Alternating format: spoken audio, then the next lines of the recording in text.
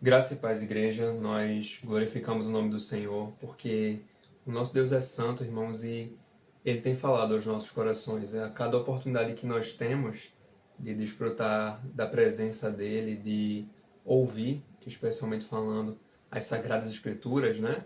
De fato, é um motivo, né, para nós glorificarmos a Deus, porque o Senhor Ele se revela por meio da Sua palavra e através dos cultos de doutrina, Ele tem, de fato, ensinado a sua igreja, né? Nesses últimos meses, nós temos aprendido, né, ali a respeito do livro do Gênesis e temos passado, né, por histórias muito conhecidas, mas que trazem para nós lições que são profundas, né? Lições que podem ser aplicadas, né, na igreja do presente século. E, crendo nisso, irmãos, vamos continuar hoje a nossa série de estudos, mas antes de irmos para o texto, eu quero orar com vocês nesse momento. Então, oremos ao Senhor. Deus Santo, Todo-Poderoso, nós te rendemos glória, honra, louvor e majestade, Senhor, porque Tu és digno. Nesse momento, Pai, com humildade, pedimos perdão por nossos pecados e pedimos o auxílio do Teu Santo Espírito para que nos direcione no aprendizado da Tua palavra. Ensina-nos, Deus. Fala conosco. Precisamos ouvir a Tua voz. Alcança, Senhor, o meu coração com a Tua palavra. Alcança o coração da Tua igreja e nos abençoa, Senhor. Faz em nós a Tua vontade. No nome de Jesus. Amém e amém. Bem, igreja, nós vamos iniciar hoje, né, o capítulo 40 do livro do Gênesis. E na minha versão, nós vamos fazer a leitura de um texto que engloba 3 blocos. O primeiro vai do versículo 1 ao 8, né? José na prisão interpreta 2 sonhos.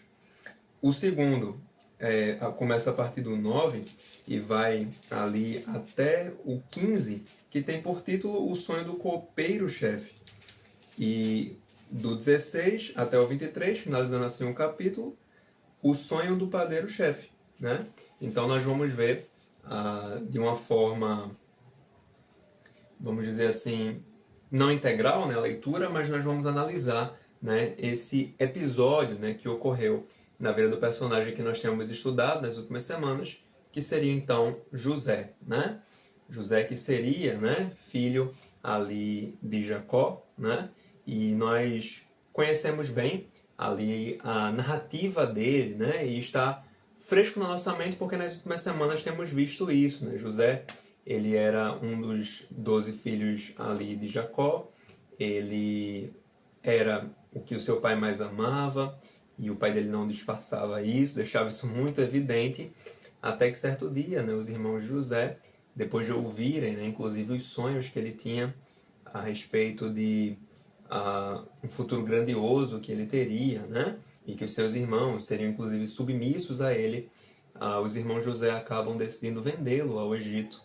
Depois de terem jogado ele numa cisterna, né, eles pegam ali o irmão deles, vendem para uma caravana de ismaelitas ali, e ele se torna escravo no Egito, né? Nós conhecemos a história dele, e como se não bastasse essa situação tão terrível, quando a vida dele melhora um pouco, né, e ele é promovido ali para ser mordomo ali da casa de um homem chamado Potifar, ele acaba sendo denunciado injustamente ali pela mulher de Potifar, que alegou que José ele tentou ali abusar dela, quando na verdade ela que estava se oferecendo ali para deitar-se com ele, mas José, sendo fiel a Deus e fiel também ali ao seu patrão, né, a Potifar, ele se recusa, né, a fazer isso. E por conta dessa recusa, essa mulher ali, ela acaba então denunciando José. E ele é preso, né? Ele está então na prisão. Inclusive, ele acabou se destacando também um pouco na prisão, e o carcereiro ele entrega ali a José meio que as chaves da prisão. Ele dá autoridade ali para José. José vira uma espécie de auxiliar ali para aquele carcereiro, né? E o fato é que, estando nesse contexto, 2 homens, né, eles apareceram ali na prisão, né, onde José estava. Um deles era um copeiro e o outro era um padeiro. Mas não era digamos assim, um simples padeiro, um simples copeiro. Mas se tratava ali do copeiro do faraó, né, o copeiro do rei do Egito, e o padeiro do rei do Egito. Né? Então, eram servos diretos ali do faraó. O copeiro, ele geralmente experimentava, né, ali a bebida que o faraó ele comia, né? E a comida também. O copeiro ele experimentava para evitar que o faraó fosse envenenado, né? Naquela época, né? Era muito comum que reis, que líderes, eles fossem então assassinados dessa forma, por meio do envenenamento. E o copeiro ele experimentava a comida para ver ali se não tinha veneno, ou mesmo se a comida não estava estragada, ou algo do tipo, para evitar que ali o rei, né, o faraó, tivesse algum mal-estar. E o padeiro, ele preparava, né, ali a comida do rei e tudo mais. Então, esses dois homens desagradaram a Faraó, não sabemos exatamente o porquê, mas ofenderam a ele, e eles foram aprisionados ali no mesmo local onde José estava. Né? E como eu disse, naquela época ele já tinha ali uma certa autoridade ali dentro daquela prisão. Ele estava mais para um auxiliar ali do carcereiro do que um prisioneiro comum. E aí, esses homens, eles tiveram ali na prisão sonhos perturbadores. Né? Cada um teve ali um sonho e ficou ali, sabe, pensando a respeito desse sonho. E no Antigo Oriente, igreja, era comum que as pessoas considerassem que sonhos eram revelações divinas. Isso não servia apenas para aqueles que serviam ao Deus de Israel, mas os povos que serviam também ali a outros deuses, eles também compartilhavam dessa crença de que os deuses, né, falariam com eles, né, através de sonhos. Só que ali na prisão, tanto o padeiro quanto o copeiro, eles não tinham ali acesso a um mago, a um sábio, né, que geralmente eram aqueles que declaravam, né, a capacidade de interpretar os sonhos, entender os significados desses sonhos. Então, eles não tinham acesso a isso, eles estavam presos. Se eles estivessem ali na presença do faraó, na corte do faraó, ali sim, eles teriam acesso a essas coisas, eles teriam ali pessoas que alegariam, né, conseguir interpretar sonhos. Então, eles estavam presos, tiveram sonhos angustiantes, perturbadores, e eles não tinham como interpretar, né, ali de acordo com a visão deles. Eles precisavam de um mago, de um sábio, para fazer esse trabalho. E aí José, né, ele reparou que o semblante daqueles homens estava triste. Ele percebeu ali que alguma coisa estava incomodando, né, aqueles homens. E aí José, ele perguntou, né, o que havia acontecido. Eles contaram os sonhos para José e basicamente ocorre o que se segue, e nós vamos ler a partir do versículo 9 até o versículo 15, tá bom, irmãos? Então, o copeiro-chefe contou o seu sonho a José e lhe disse: em meu sonho havia uma videira perante mim, e na videira 3 ramos. Ao brotar a vide, havia flores, e seus cachos produziam uvas maduras. O copo de Faraó estava na minha mão. Tomei as uvas e as espremi no copo de Faraó e o dei na própria mão de Faraó. Então lhe disse José: esta é a sua interpretação. Os 3 ramos são 3 dias.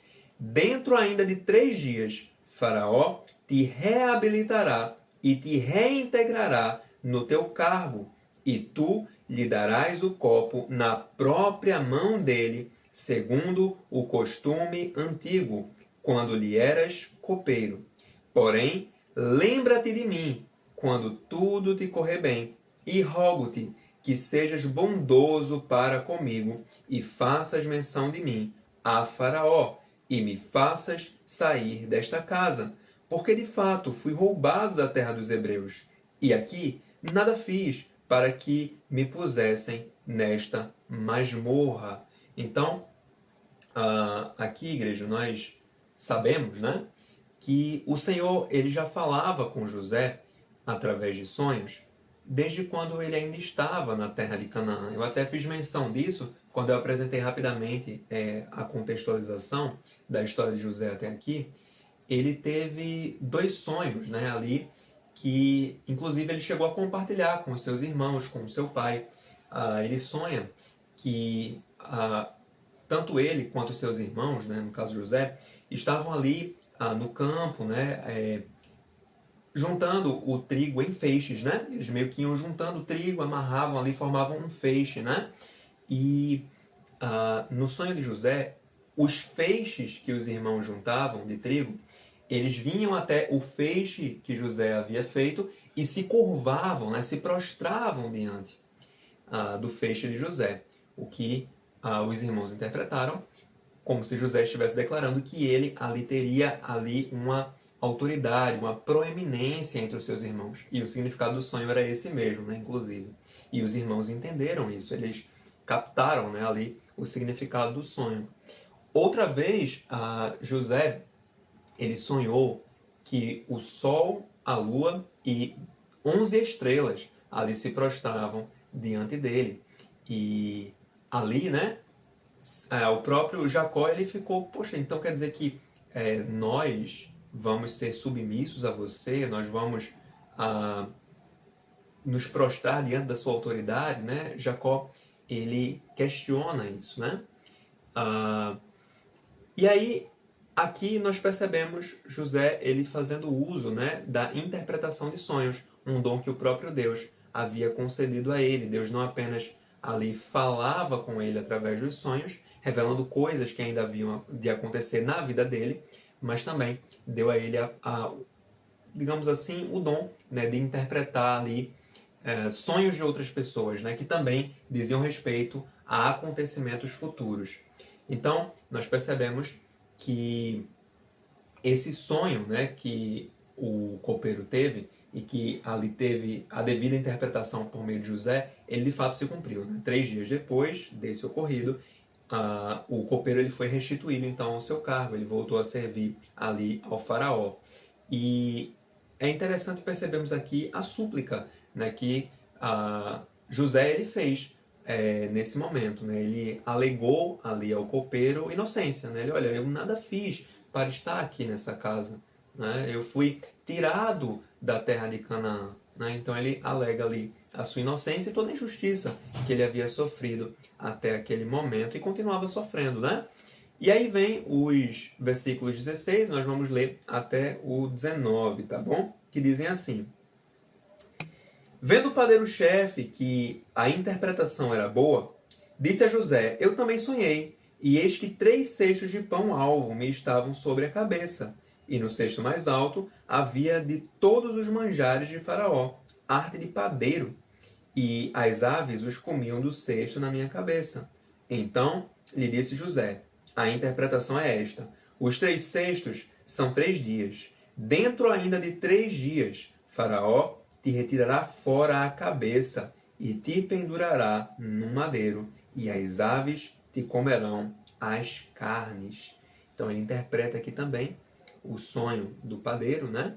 Declarando então que dentro de 3 dias ele seria morto, né? De forma terrível, né? De forma trágica pelo próprio faraó. O faraó mandaria matá-lo e ele ainda viraria ali alimento para as aves, né? Então, ao passo que a interpretação do sonho do copeiro foi positiva, né, de restituição ao cargo que ele tinha anteriormente, a do padeiro foi bem ruim, porque ele não só continuaria preso, mas dali a 3 dias ele seria ali morto, né? Ele perderia então a sua vida de forma trágica. E vamos seguir então a continuidade, né, desse texto.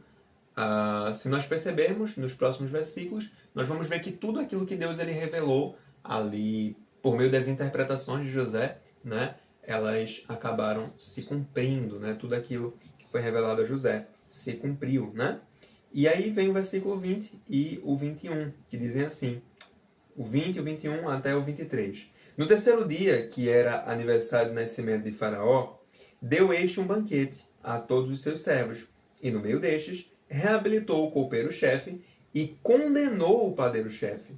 Ao copeiro-chefe, reintegrou no seu cargo, no qual dava o copo na mão de Faraó. Mas ao padeiro-chefe enforcou como José havia interpretado. O copeiro-chefe, todavia, não se lembrou de José, porém dele se esqueceu. Então, a palavra do Senhor, ela sempre se cumpre. José, porém, ele foi esquecido. Ele foi esquecido. E, bem, irmãos, é interessante aqui, né, só um parêntese, o texto fala, né, que a cabeça do padeiro seria tirada fora, né? Pelo menos é o que diz na minha versão aqui no versículo 19. Mas depois o texto diz que ele foi enforcado, né? Então, isso no versículo 22. Então, talvez a palavra aqui enforcou, ela tenha sido usada aqui num outro sentido. Talvez ele tenha sido degolado, decapitado, enfim. E, inclusive, no livro de Esté, também há menção ali de uma forca, mas entende-se que seria mais uma prática de empalamento, né? Então, provavelmente é esse o caso aqui, né? O uso da palavra enforcar não seria de matar por asfixia, né? Com a corda ou algo do tipo, mas teria algum outro significado, né? Provavelmente ele perdeu mesmo ali a sua cabeça, como ali José havia declarado, né? Mas a aplicação, irmãos, que fica para nós é a seguinte: os servos do Senhor também sofrem injustiça.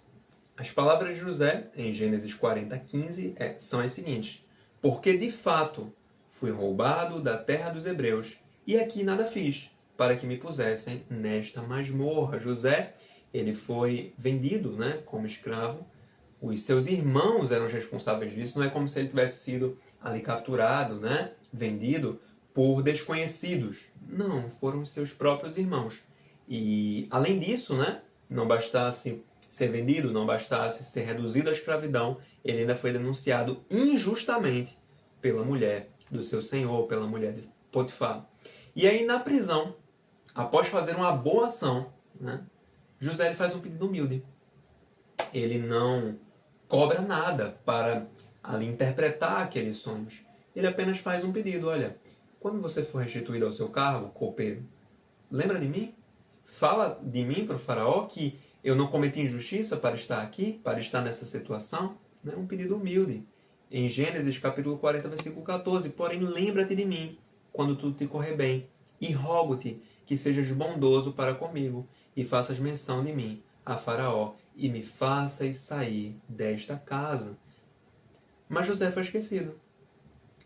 E o fato, igreja, é que nós não estamos imunes de sofrermos injustiças. De modo algum, irmãos, não estamos imunes disso. Vejamos o que as Escrituras dizem. 1 Pedro 2,19. Porque isto é agradável a Deus, que alguém suporte tristezas, sofrendo injustamente, por motivo de sua consciência para com Deus. Podemos dizer que José, ele foi um exemplo disso, de alguém que sofreu injustiça em razão ali, por motivo de sua consciência com Deus. Porque, como eu falei na contextualização, José ele foi preso porque ele se recusou a deitar com a mulher do seu senhor. E ele fez isso porque ele temia a Deus. Né? Ele não quis ali se contaminar, pecar contra o seu Deus. E a mulher de Potifar, depois de tentar seduzi-lo, né, e ser rejeitada, então ela retaliou dessa forma, ela o denunciou ali injustamente. Mas o fato, igreja, é que Deus ele estava com José. Mesmo em meio ali a toda a injustiça que ele estava sofrendo, o esquecimento dele era apenas aparente, porque o Senhor estava com ele. E é interessante, né? Nesse texto que eu acabei de citar, 1 Pedro, capítulo 2, versículo 19, Pedro, nos versículos que se seguem, ele vai utilizar o exemplo de Cristo para ensinar a igreja. E ele cita, né, a 1 Pedro 2, do 21 até o 23, ele diz o seguinte: pois também Cristo sofreu no lugar de vocês, deixando exemplo para que vocês sigam os seus passos. Ele não cometeu pecado, nem foi encontrado engano em sua boca, pois ele, quando insultado, não revidava com insultos, quando maltratado, não fazia ameaças, mas se entregava àquele que julga retamente. Que seja a igreja uma lição de fato para as nossas vidas, porque de fato os servos do Senhor, também sofrem injustiças, não estamos imunes. José não esteve, o próprio Cristo, o Filho do Deus Altíssimo, ele não esteve imune às injustiças, pelo contrário, ele sofreu, né, ali toda sorte de injustiças, né?